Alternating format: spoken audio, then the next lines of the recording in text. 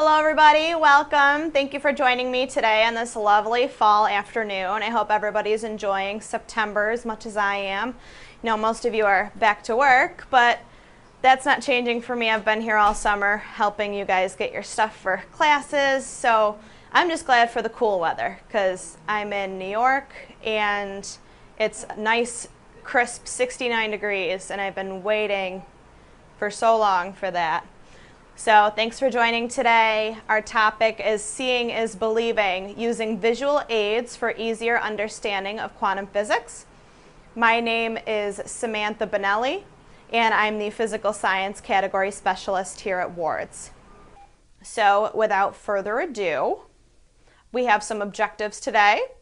First one is to use our CENCO Quantum DOTS experiment to visualize and test particle in a box and quantum mechanics concepts for easier understanding. We're going to be using a spectrometer to study the behavior of quantum nanobeads. We're going to be demonstrating both high school and college concepts. So the product that I'm going to be speaking to today can cover high school and college. I probably wouldn't go down to middle school with this just because it is quantum mechanics and nanotechnology. But hey, if your classes are doing nanotech in middle school, then more power to you.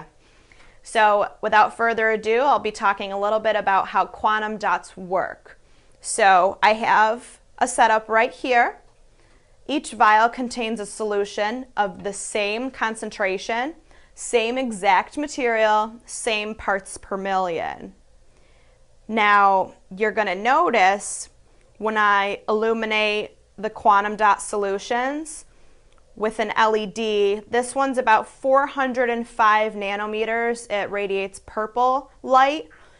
Blue light also works, so if you have a black light or anything like that, this would also work without having to purchase a separate light-emitting diode. Now, if you notice, the vials are fluorescing 4 distinct, beautiful colors.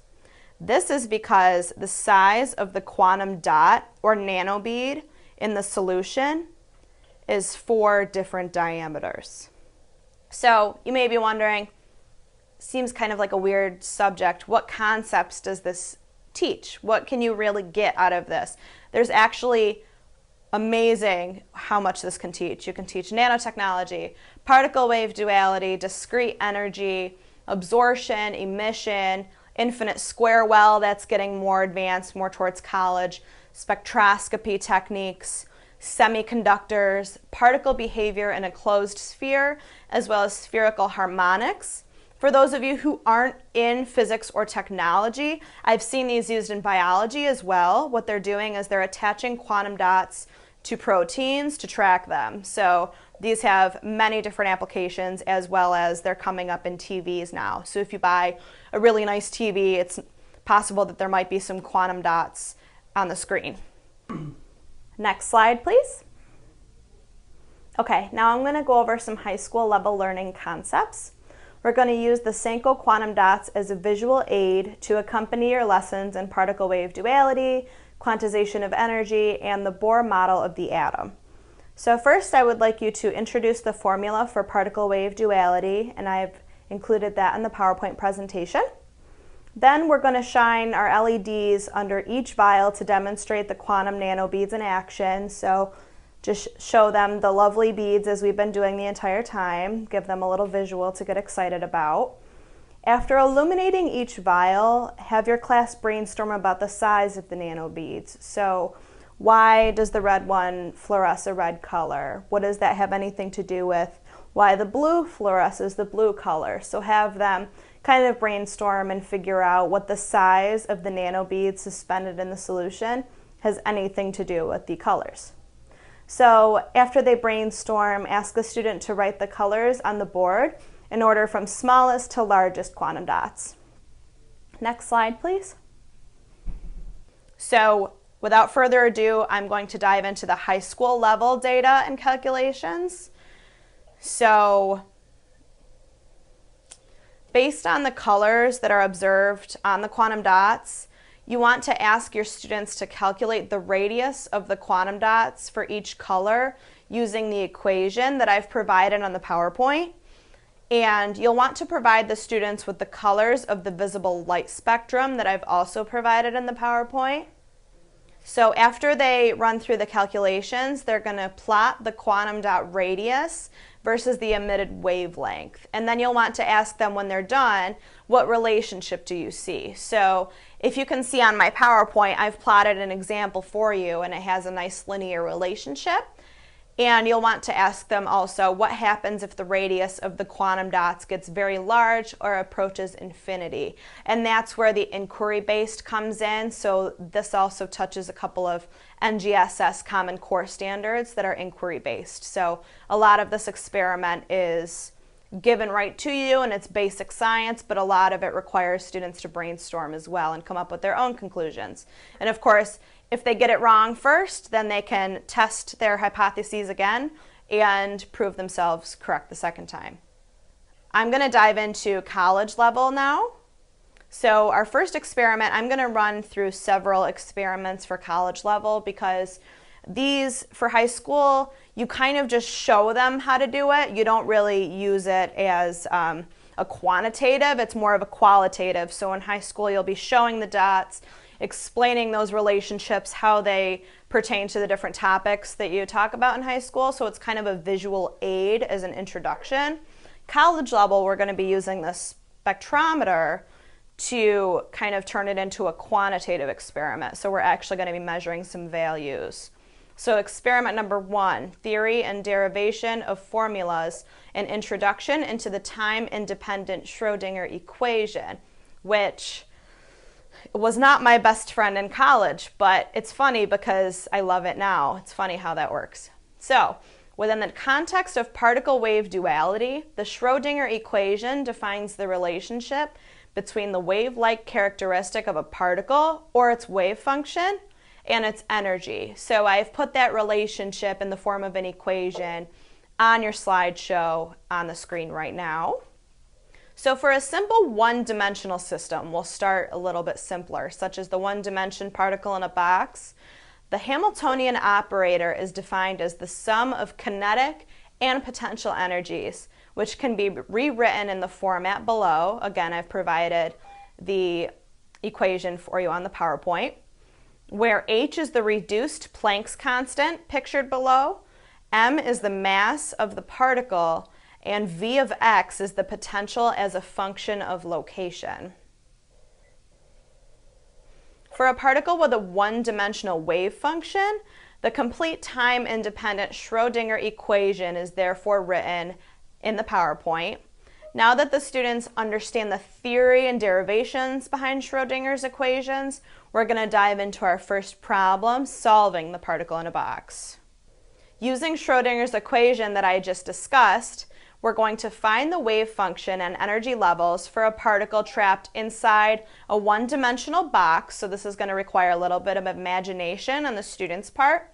So we're going to picture a particle trapped in a one-dimensional box where the potential inside of the box is 0, but outside of the box it's infinite. So I have a little bit of a diagram and the limits set to that box. The particle is completely free inside, but at the two boundaries, the infinite potential keeps it from leaving the potential well. So in other words, the probability of the particle being outside of the box ever is 0. So since the potential inside of the well is 0, which means v of x is also 0, we can simplify the Schrodinger equation to the following form. And I've put that on the PowerPoint slide for a visual. Anytime I hear that Schrodinger's equation can be simplified, it's music to my ears because I remember having the original Schrodinger, and I actually have it in this packet that we provide with the lab, and it's so many pages long. So the fact that we can simplify that is phenomenal. So we can rewrite it a couple times when the students kind of simplify their math. Since the energy of the system can't be negative, we can define a new variable. So again, that's on your PowerPoint to look at. And the complete Schrodinger equation can be simplified even further. Again, best day ever. So after the class applies the boundary conditions imposed by the infinite potential well, they'll find the final wave function and energy levels. So lessons learned throughout this experiment, there's quite a bit of them actually, pretty high level. Energy quantization, 0-point energy, and spatial nodes were covered in that topic. So next I'll dive into the quantitative aspect of the college level content by using our red Tide spectrometer. This spectrometer is one of our highest selling spectrometers. It's so high quality, it's very durable. I've been in classrooms where a student actually got really upset and he kind of slammed it on his desk, and the teacher said, you know, hello, that was $1,000, but it still worked. So even when physics makes you so mad that you want to throw your spectrometer across the city, don't take my word that that will survive, but I'm just trying to say that it's a nice quality spectrometer. So we're going to be using our red Tide spectrometer to turn this from a qualitative analysis to a quantitative analysis. So you want to measure the wavelength of each vial using the spectrometer. So you probably won't be able to see this very well. I don't have my computer running just because I don't think you'd be able to see the visual very well. But what you'll want to do, it's very easy. You'll want to illuminate each LED, or each vial with the LED, and simultaneously take the spectrometer probe and measure the light. So it works best if the LED and the spectrometer probe are pointing in the same direction so that the light feeds into the spectrometer the most. So you'll want to place the spectrometer probe on the side of the vial while simultaneously illuminating it from below with the 405 nanometer LED. I've seen this set up in some classrooms where they have another clamp and they have a whole black light at the bottom so that they're all illuminated, which is great. The only thing that might happen if it's not pitch black in the room, if you have other light coming in, is the light might travel. So this red, instead of getting a pure reading of just red, since the orange is illuminated next to it, it might be a little bit skewed. So I always recommend people to do this experiment with very low lighting and illuminating one vial at a time so that you have nice pure results. So you'll want to initiate the software to record the radiated wavelengths. We use Logger Pro, which is my favorite. So using the peak wavelength, you'll want to calculate the size of the quantum dots. So again, just a few tips and tricks on how to use this in the classroom in the most optimal way. I like to use the ring stand and clamps. You don't have to. If you have a group of kids, one kid can hold it themselves, one kid can put the LEDs under the vials, one kid can hold the spectrometer probe. But if you have one per person, you'll want to just set it up on a ring stand with a couple of clamps so that you can use your hands nicely here. So it's a matter of preference, but I like to set it up this way so that it's optimal use. Now I have included some sample results from my Logger Pro software that we're just gonna slowly cycle through on the PowerPoint. The first one is our blue, because what the students will learn is that the smallest quantum dot is the blue, then we'll go to green, then orange, and then red. So these are actually in order from smallest to largest quantum dots in terms of diameter. So on the PowerPoint, you'll see the curve of blue, then we'll go to the curve of green, then orange, and then red. So I just included some sample data for you. I've also included on the PowerPoint a list of the products that were used today. So I have the CENCO Quantum DOTS, which is an individual kit. It comes with this, as well as this hefty instruction manual that covers high school and college. There's several examples of from each discipline with some background information also. And I've also included the classroom set of 5. That's a different part number that we uploaded, so that if you wanted to have a nice big kit that will serve your whole classroom, we also offer that. And I've included, if you don't have a black light or a light emitting diode already, we do offer purple LEDs for purchase, and the one that I use today, this little blue guy, I've put that on the screen as well. Also, I'd like to let everybody know that if you'd like a copy of the presentation, you can email me. I have my email in the PowerPoint presentation. It's Samantha_Bonelli@vwr.com. And of course, like always, if you have any general questions on the quantum dots or any other physical science products or any other discipline, feel free to contact our Plus Us team at sciencehelp@vwr.com. They are here to serve you night and day, and we will have your questions answered the quickest I've ever seen. They're just phenomenal. Sam, some questions came in while you were just closing things up. Oh, great. We have a participant that wants to know if the Q dots can be used over again. They can. So that's a very good question. As chemicals all have a shelf life, this has a shelf life. Standard shelf life is about 12 months. However, this can be extended by keeping them in a dark room in room temperature. So some people made the mistake of putting them in the refrigerator, and although it is dark when it's shut, the cold disrupts the life of the quantum dots. So you'll want to keep these in a shelf somewhere nice and dark, room temperature. And of course, another way to extend their shelf life is try not to use them every day. I mean, some classrooms you might have to. Just know that with everyday use, these will last about 12 months. But if you don't keep light on them, then they will last longer than 12 months. So that's pretty much the answer to that. So it kind of depends on how much you use it and how careful you are, I guess. So it's up to you how often you want to buy these. Thanks for the answer, Sam. Sure. Can you also illuminate the dots again? I would love to. This is my favorite part. It's so pretty. And I made sure I wore a black jacket so that you can try to see the contrast.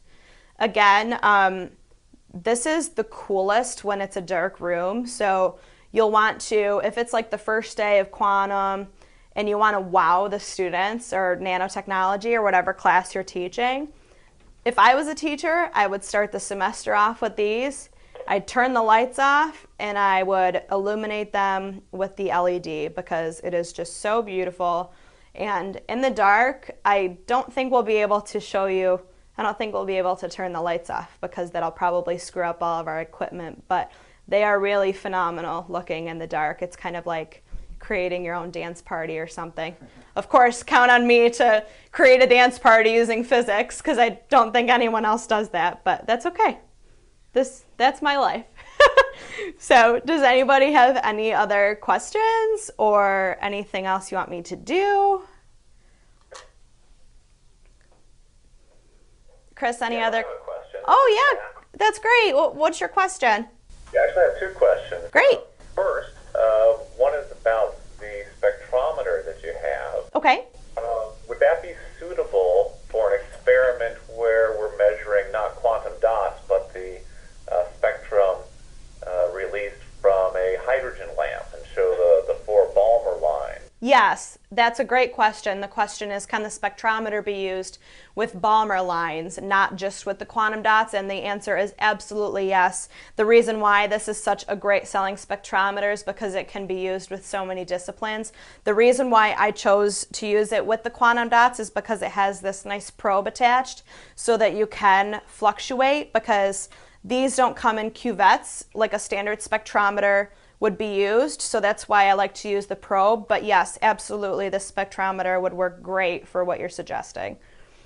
Okay, thank you. And the second question I have actually goes back to the high school project. Sure. So when the students are making their plot, they had to use the equation that you had presented before. Yes. And I thought I saw some mass terms in there, the mass of the electron and the mass of the hole. Correct. And so, yeah, there they are. Yeah, so in the denominators, the mass of the electron and the mass of yes. Those are provided to the students? Yes, that's correct. So anything that's not a standard, well-known value will be, like the mass of the Earth, that doesn't change. That's a constant. That would be something that would be up to the teacher to provide to the students at the beginning of the class, but anything that is custom to the quantum dots themselves are actually provided in the instruction manual. So all the information that's required to solve that math can either be from an outside source if it's a constant, or if it pertains to the measurements of the quantum dots themselves. We've absolutely included these for you. Okay, great, thank you. You're welcome. I thank you for joining me. It's been a lot of fun, and definitely have a great rest of your night, and go out and do some shopping and buy some quantum dots. Okay, have a good one.